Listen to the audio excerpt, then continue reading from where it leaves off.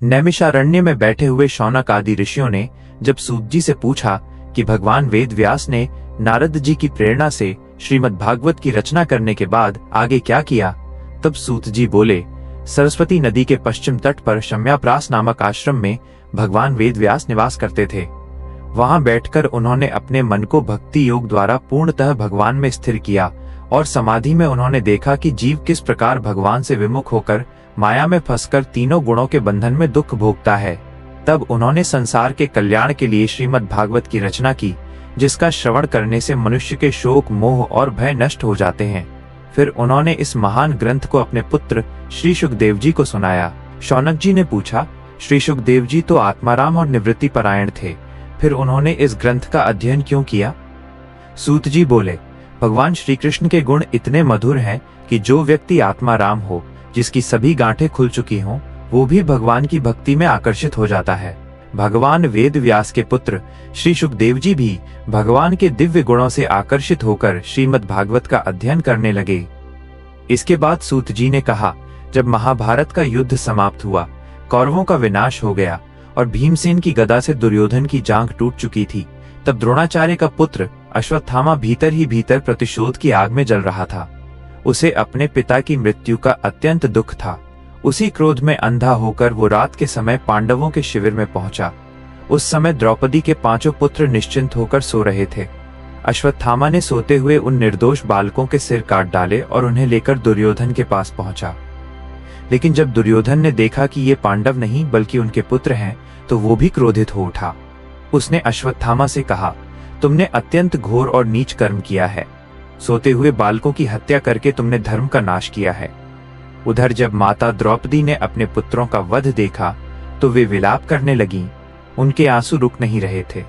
तब अर्जुन ने उन्हें सांत्वना देते हुए कहा, कल्याणी, मैं प्रतिज्ञा करता हूं कि उस आतताई अश्वत्थामा का सिर अपने गांडीव के बाणों से काटकर तुम्हारे चरणों में रखूंगा, तभी तुम्हारे आंसू रुकेंगे। ये कहकर अर्जुन ने अपना गांडीव उठाया। भगवान श्री कृष्ण स्वयं उनके सारथी बने और दोनों रथ पर बैठकर अश्वत्थामा के पीछे निकल पड़े। जब अश्वत्थामा ने देखा कि अर्जुन उसके पीछे आ रहे हैं, तो वो भयभीत हो उठा। उसके घोड़े थक चुके थे और उसे बचने का कोई उपाय नहीं दिखाई दे रहा था। तब उसने अपने प्राण बचाने के लिए ब्रह्मास्त्र का प्रयोग किया। वो अस्त्र चारों दिशाओं में प्रलयकालीन अग्नि की तरह फैल गया। आकाश अग्नि से भर उठा, पृथ्वी कांपने लगी और तीनों लोकों में भय फैल गया।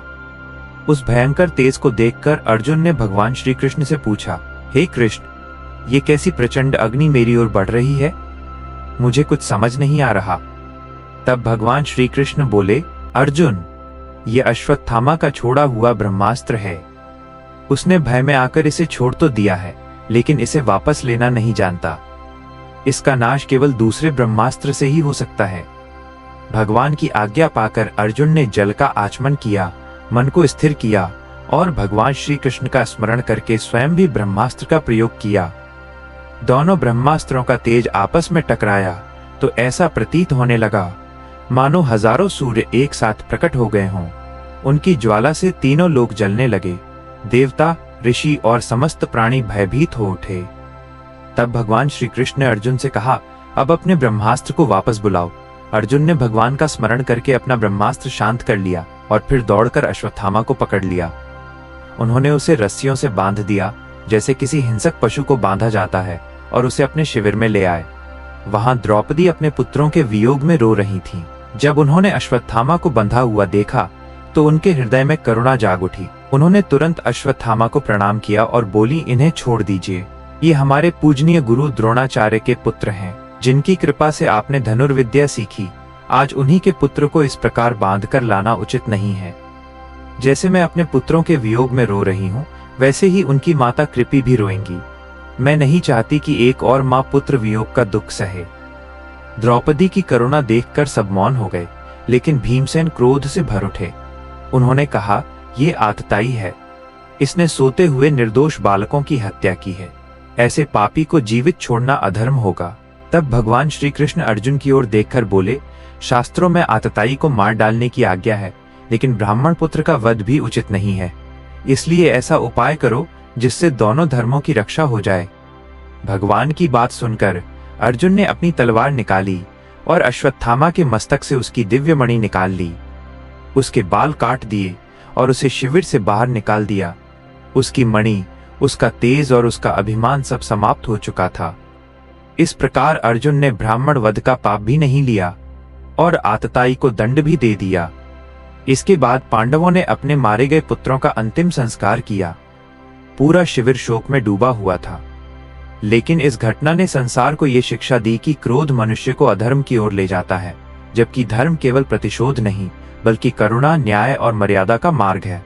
दोस्तों, ये था श्रीमद् भागवत महापुराण के प्रथम स्कंद का 7वां अध्याय, जिसमें हमने अश्वत्थामा द्वारा द्रौपदी के पुत्रों की हत्या और अर्जुन द्वारा अश्वत्थामा का अभिमान तोड़ने की कथा सुनी।